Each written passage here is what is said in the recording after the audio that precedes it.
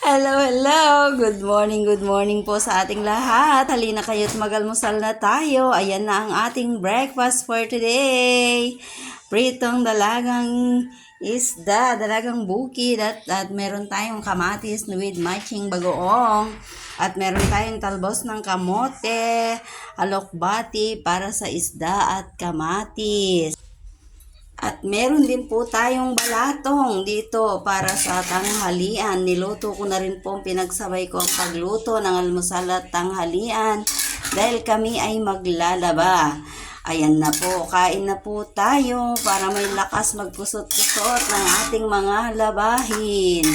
Ayan po ang aming almusal at tanghalian. Halina po kayo't sumabay na sa amin. Napakadali lang po yan. Wala akong malunggay o ibang gulay. Kaya ang ginawa ko, nilagyan ko nga lang po siya ng repolyo. Ayan, ginisa ko sa bawang sibuyas na may kamatis. Siyempre, hindi mawawala yung ating pampalasa, ang ating cubes. Asin at bechin. Ayan, and then ang kanyang sahog. Ayan, manok. So, yan lamang po para sa ngayon. Magandang umaga. God bless everyone. Thank you for watching. Bye-bye.